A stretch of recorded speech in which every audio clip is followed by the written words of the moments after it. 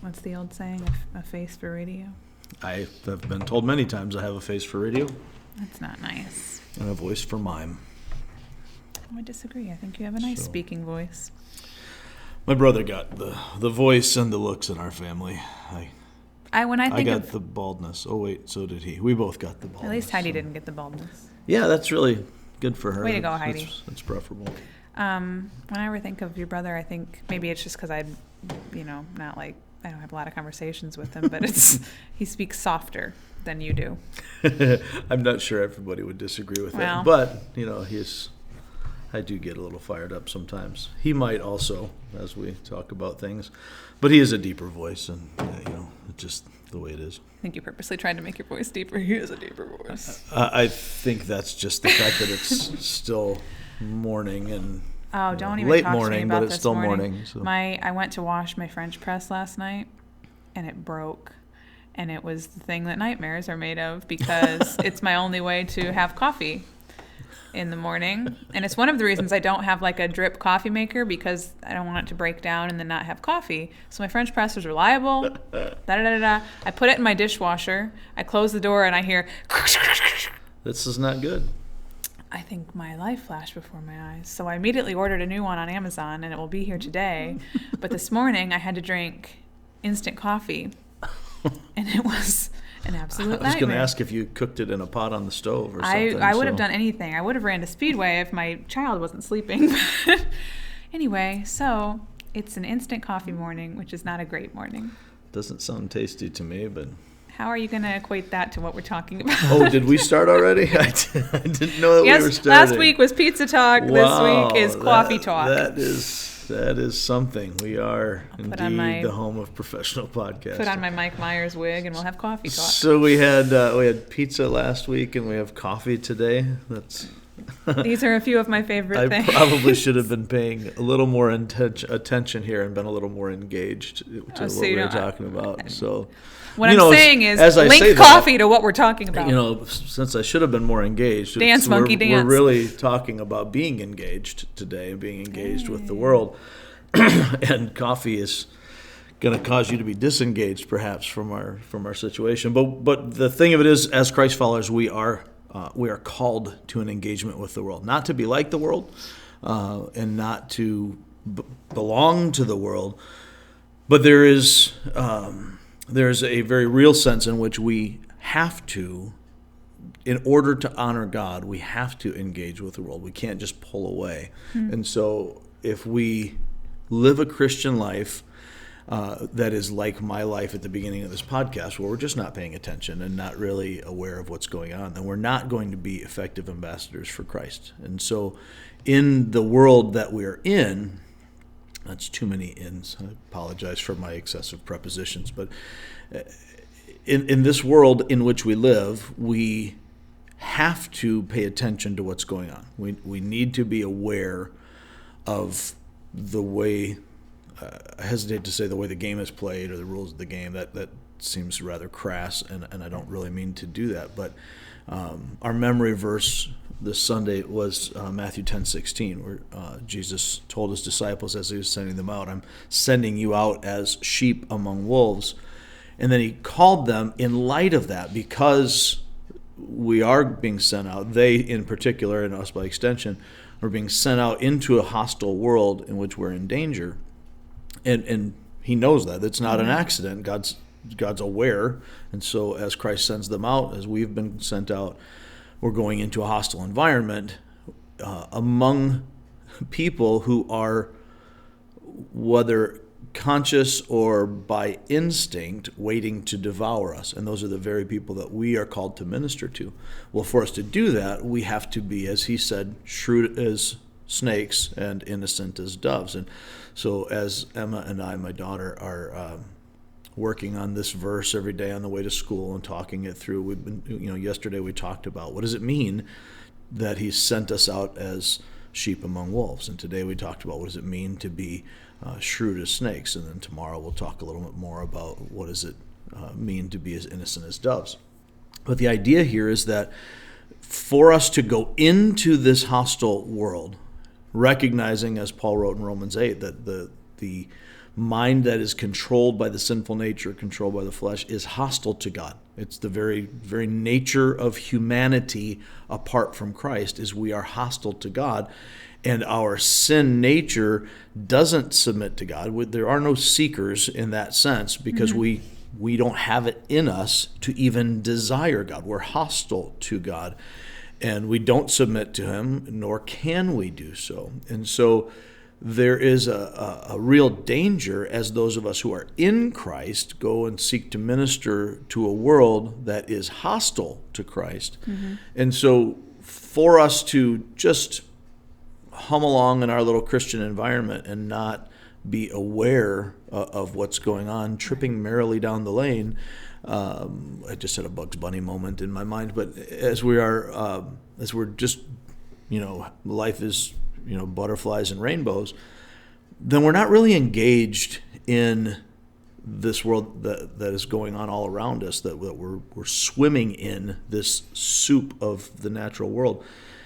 And we have to be aware in order to be able to connect. We can't be ambassadors. We can't represent our kingdom that we are actually a part of if we're not engaged in the kingdom where we live. And so that whole dynamic is really what we're talking about this week. As we look at Paul in Acts 25, he finds himself in this situation where he's once again, facing these hearings, a new governor, so the process has kind of started over.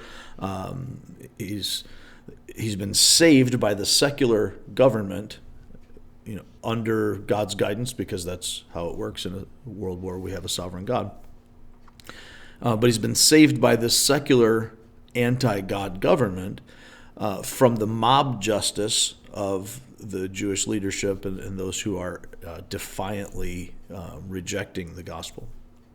Now, after 2 years of waiting to be dealt with, Felix had pretty much found him to be innocent of the charges 2 years prior, but didn't release him because he's just kind of stringing this thing along to appease the Jews.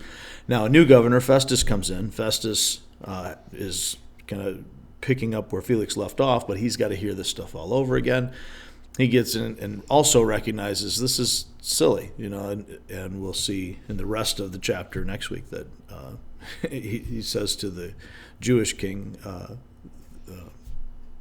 Agrippa, says, I didn't hear from them the charges I was expecting. I was expecting some kind of insurrection thing and all this kind of stuff. But instead, they're quibbling about the different nuances of their superstition, their religion, and talking about this dead guy Jesus that Paul claims is alive. He's appealed to Caesar. I'm sending him to Caesar. I don't even know what to tell Caesar because this whole thing seems silly to me. So anyway, the whole process starts over. And Paul, in facing Festus, makes a very simple defense. It's kind of a recap section here to transition from where we were to where we're going.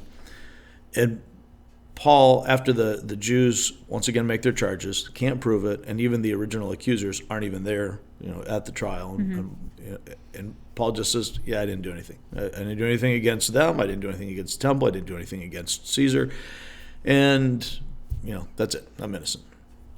Festus says, "Well, then, are you willing to come to Jerusalem with me and face the charges before them there?"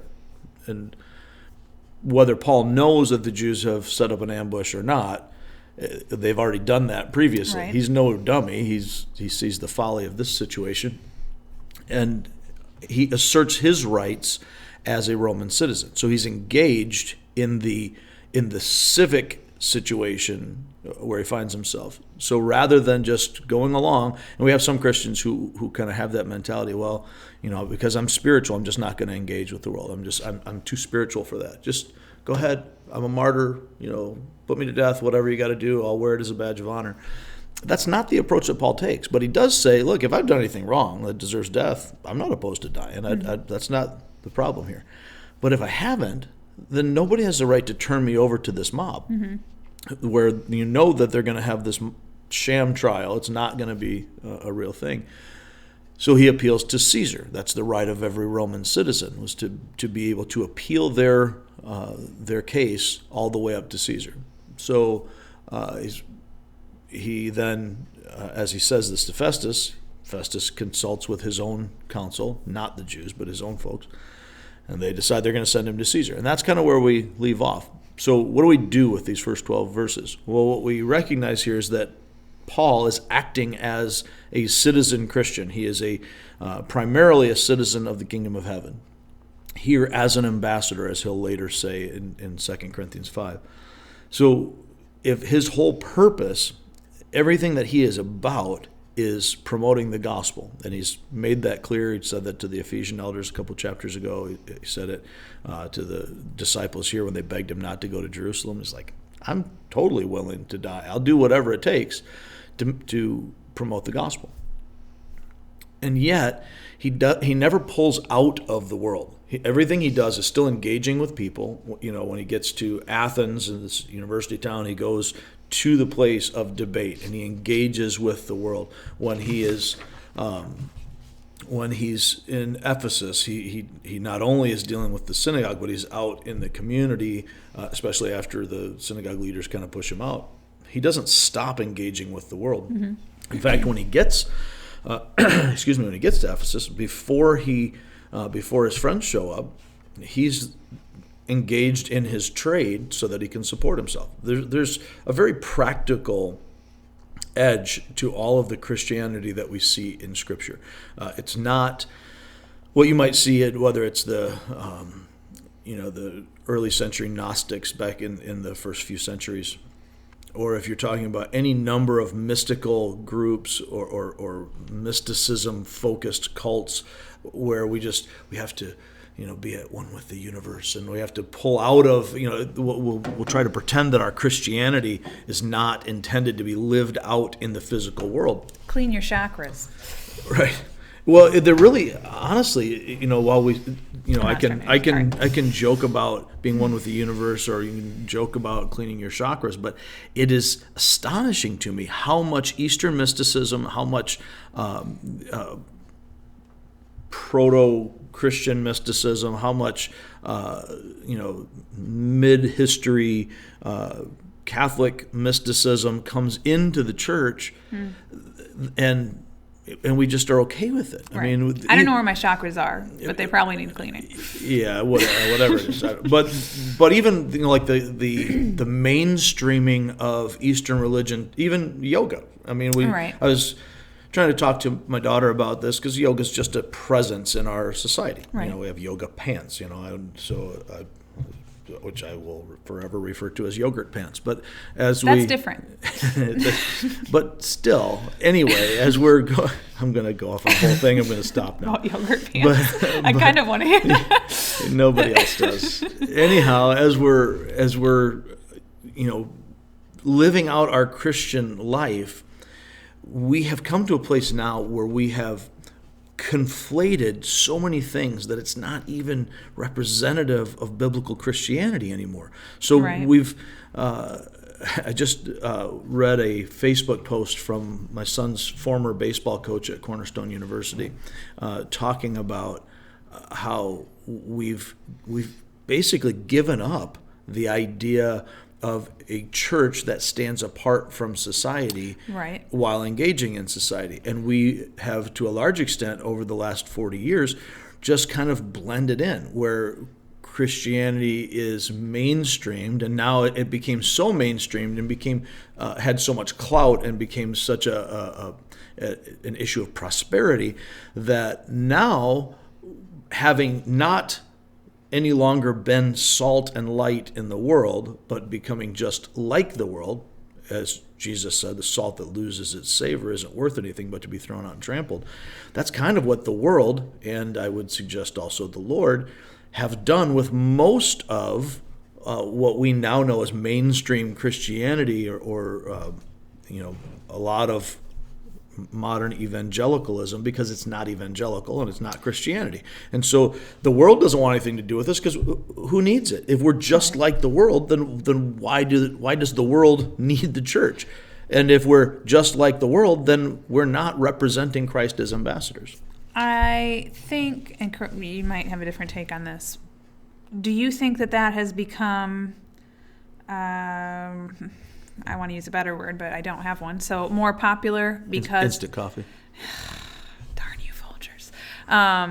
Because of things like the internet and social media and whatever. Because as everybody knows, I am too old for this app, but I am on TikTok and I don't post anything, but I watch other people's videos. Because you are so old. And there are a lot.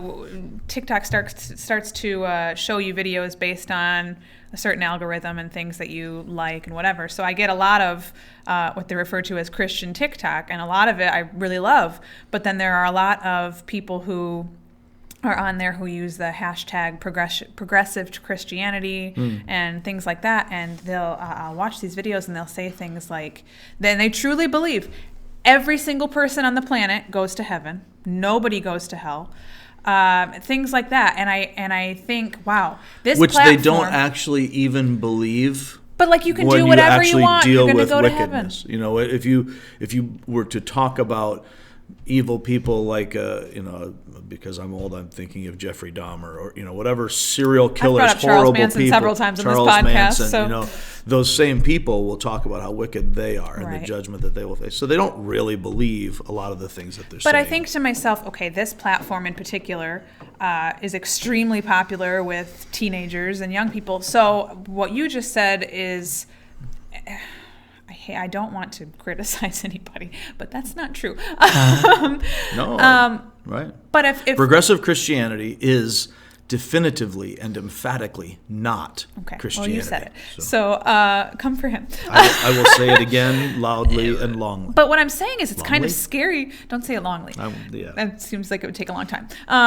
What I'm saying is this platform and other social media platforms that I'm not on Snapchat, but I assume it's like the same thing, are appealing to a younger audience of easily influenced individuals.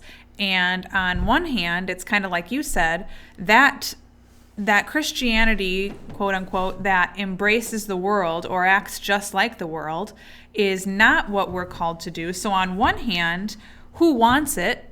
But on the other hand, I can see why everyone would want it. Sure. Yeah, I'll be a Christian. We can do whatever we want, and we get all the glory, and we get everything forever. Who and there's no cost, and there's no rules. So that seems very appealing. It would to me if I didn't know any better. Sure. So that seems very appealing. So yeah, I'll do that, and then you buy into that, and then you live the rest of your life, unless you choose to think. Living that way and thinking everything is hunky dory, and it ain't. And so that's kind of scary to me, and I feel like social media and the internet has just exacerbated that. Well, and you've spent enough time in marketing to recognize that the entire purpose of advertising and marketing is not to drive people away, but to draw them in. Correct. And so when the devil uses his best marketing skills to draw people in, he's not going to make it unappealing. Right. So, you look at... And it's about, I just wrote an article about this 5 minutes ago before we started this. It's about knowing your target audience, right, and appealing to that particular audience and segmentation. And when you think about an app like TikTok or any kind of social media, it's going to generally be a younger audience who might be looking for something, or they're very easily influenced or ready to sway one way or another. They're deciding who they are in life. And so it's so easy to say, hey, this is what you need to be doing. This is great. Look at my life. I can do whatever I want, blah, blah, blah. And that to me is just, I don't know what to do about it. Well, the only thing that we can do is, as Christians, to consciously, actively live as citizen Christians, engaged in the world, but representing the truth of another kingdom. And so, again, our core reality was Christ followers must engage the world as representatives of Christ. In other words, as Christ's ambassadors, we're fully engaged in this world, but we're driven by the gospel mission. We can't do that by just saying, well, I'm shutting down all social media. Right. I'm not suggesting that everybody should be on social media, but as Christ followers, many of us need to be there. Not because we're going to make it better, we're going to clean it up, although the effect of salt is that it affects what it bonds with, right? So you put salt on your food, not only does it preserve the food, but it changes the flavor of it. Our job, to borrow from Eugene Peterson's The Message, is to bring out the God flavors and God colors in this world. So as we do that, as salt and light, we have to get out of the salt shaker. We can't be hidden under a basket. We need to be out and actually doing things in the world to be the representatives of Christ, the salt and light for Christ, having an impact on the world around us. So then when Christians, and you have famously now sent me numerous TikToks of some of these Christian folks after I've mocked TikTok as a pointless thing. It is. Apparently it's not, because 99.9% you sent me some of it really is. good Christian content from TikTok. Short, obviously, because of the nature of TikTok, but there's an impact there. So somebody is using this platform to be able to be salt and light. Right. Well, if there are more of us doing it, like, for example, having a podcast, that's not something that churches did, some time ago, because, when I was a kid, there were no podcasts. That didn't exist. But you had, whatever the technology at the time. Nightly radio shows. When we all gathered around the radio, lit the candles so we can see. Anyhow, mocking my age, whatever age you're in, whatever era you're in, whatever that current technology is, Christians historically have been pretty avant-garde about using that to further the gospel. That's by design. It's not an accident. It goes all the way back to the earliest time of the church. Whatever is in place to connect with people, we want to use that in the world to connect with people. We want to be wise in engaging the world.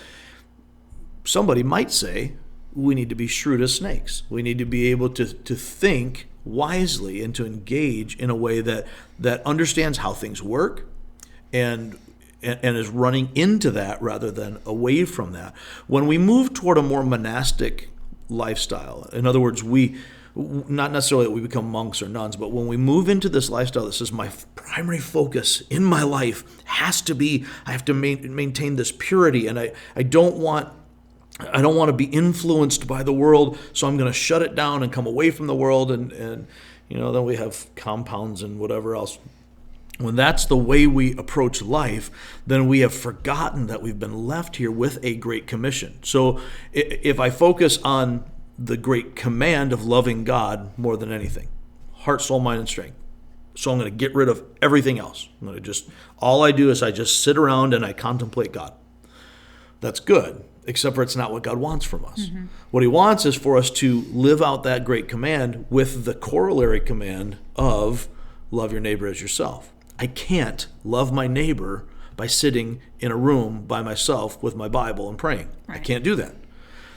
All of the commands to love our neighbor always involve a practical element of engaging with their neighbor. That's why Jesus, when he gave an example of what it meant to love your neighbor, told a parable that did not involve sitting around in piety, praying and chanting and fasting and reading the Bible. He could have. He didn't.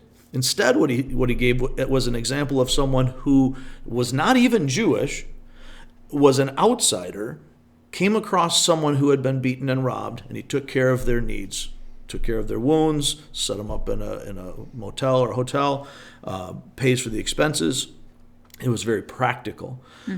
Christianity is called to be both spiritual and practical. It's not a blind faith, as we've talked about lots of times. It's a reasoned and reasonable faith based on the history of God's track record, that God is God, period. Therefore, when God says something, I trust God because he has given me reason to trust him throughout human history.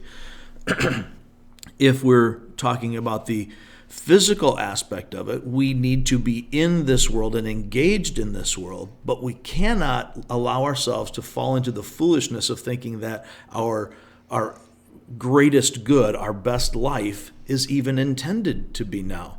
When we do that, then we start to justify sinful things, right, because we're kind of measuring out on this scale. Well, this evil might outweigh this evil, because abortion is a conversation I just had this morning before we came in, as I mentioned to you off the air.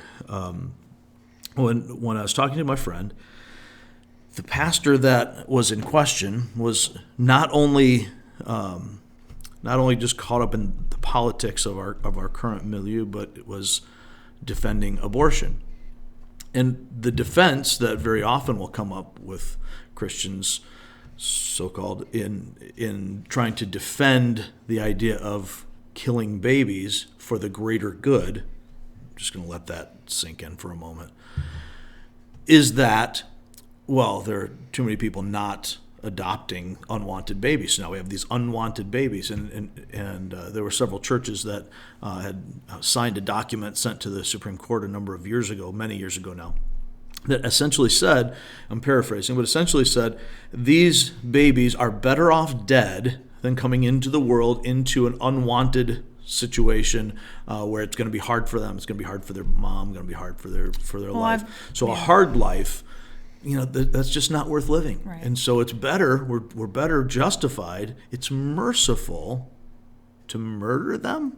I've also heard that most women, statistically, in talking about late-term abortions, by that point, a woman has probably, they're saying, has probably decided to keep the baby, and that something, if they're going to carry it almost to term, and something has happened, whether it's a medical condition that would put either their life at risk or the child's life at risk or whatever, that causes them to decide on an abortion. On paper, okay, that makes sense. Except for the fact that I've not yet found a single doctor, ever. No, politicians, yes. I've never found any doctor who has said there is a medical reason for the health of the mother to deliver the child partially, kill the child right. So that you can save the mother. I've heard before, we have to deliver this baby now for your health, absolutely. But killing but it is a different story. The idea of partial birth abortion, when we get to that point, when we're dealing with those things, you are not doing that for the sake of the mother. And I didn't bring that up to talk about abortion. No, I know. I just wanted to... My point is that when we begin to think of this life as the be-all and end-all, then we begin to justify things according to human understanding rather than trusting what is good and right and true according to God's word. And I think that's extremely important to touch on right now, considering the current political climate. I know people who are absolutely terrified if one party wins over another. What has happened to us? There we go. Hello. Sorry if there was a pause in the video. Anyway, so yeah, I and that's exactly like you just said. I get it, because I have my own political beliefs and am voting for a particular individual. But if that individual doesn't win, life goes on. The world keeps turning. In every election, right. You have a situation where half of the people voting can't imagine what life will be like when the other candidate wins. Right. And yet the world has not yet stopped in the last, And ultimately, if, I've heard the argument, well, this could be the demise of America. We could cease to exist as a nation. Not likely. We've said that for well over 100 years, and it was probably true in the first 100 years and hasn't been true since. But, even if that's the case, so what? And I say this as a veteran and a patriot. I love our nation. I love the United States of America. But the Bible doesn't say find your identity in your Americanism. The Bible doesn't say that America exists when the Lord returns. I have no idea what God has in store for that. And it doesn't matter ultimately. It matters in the now, but it doesn't matter in the ultimate. Eternity is much longer and much bigger and much broader. And Christianity has thrived under despots and dictators and persecution throughout its history. And only in the last 10 minutes of history, really, have we seen, during this experiment in ordered liberty, have we seen the kinds of freedoms that we have now. Even in Western society prior to that, we didn't see the same sorts of freedoms. You didn't see the separation of church and state. A lot of the things that we take for granted now, they didn't exist. Right. And if they cease to exist, that doesn't change one thing about reality. It changes our experience of reality. And that's why we have this podcast, is to try to connect the reality of God that is transcendent, is bigger. That's right. It's one reality, and it is transcendent. It's beyond. It's bigger, it's longer, it's broader, it's wider, it's deeper than the many experiences that we have in our present reality. So the realities of life are limited in scope, even though they feel like everything and forever in the moment as we live through them. So I think going kind of full circle here and tying it into our current climate, because the election is just a couple weeks away. I've seen far too many people, either on social media or people I know in person, just kind of avoiding it altogether. And I'm not saying that anybody should get into some kind of political argument on Facebook, because that's generally not productive. Let's not do that. But don't run from reality. I'm telling myself that as well, because there have been times throughout this past year. It's very tempting, isn't it? It is. It's and like, on top I'm done, of I'm checking out. Right, I've and on top enough. of all the craziness of this year, it's just been a lot. There's so much uncertainty, it seems, going on. It's just a lot all at once. And it's very easy to just kind of want to back into a corner and not deal with anything. Right. Go out of the frame of the... but I need to tell myself this too. Audio listeners miss the glory of your visual. I was going to do like one of those walk down the stairs thing. Nice. But don't run. Don't run away from what the real reality is. Absolutely. Regardless of who wins the election, regardless of what happens with COVID, regardless of whatever. And I'm telling myself that out loud so I can listen to this back later and remind myself. So understand that it is a hostile environment. Right. And we live in a world, and we're called to minister in a world where the very people that we are seeking to minister to are by choice or instinct ready to devour us. It is a dangerous place to be. Including family and friends. Absolutely. Because those who are accustomed to the darkness are always going to be offended by and opposed to the light. That's the nature of things. When we experience that physically, we get it. The same thing is true spiritually, which is why Jesus said, be aware, be on top of things. Don't check out. Don't be foolish. Be shrewd as snakes. Be wise as serpents, another translation would render it. But be innocent as doves. Have the character of Christ, so that we are not justifying the end by the mean, or the means by the end. So that if we, as long as we get to where we're trying to get to, all bets are off. We can do whatever we want to do. It doesn't matter if we have no righteous rules. Means, because the righteous ends justify whatever. This expediency idea, and Jesus says, look, yes, use your brain, be engaged, be smart. But be mine and represent in a character that is the fullness of grace and truth, that reflects the reality of Christ through the relationships that he gives us.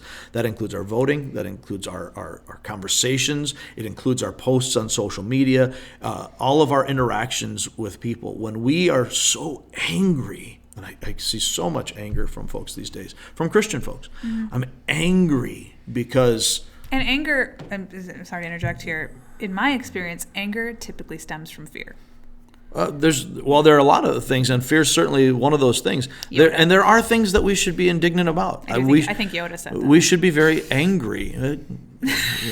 We should be very angry at sin. We should be angry at the sin in our own lives. We should be angry that there are, more than that the world is promoting killing babies, that's a horrible thing.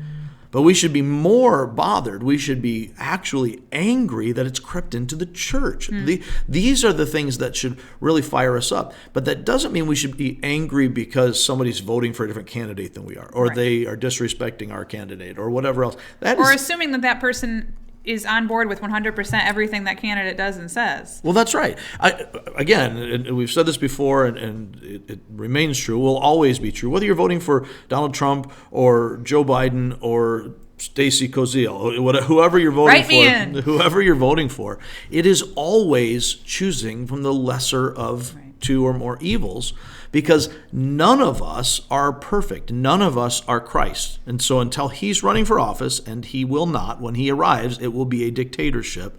Until that time, every candidate is flawed.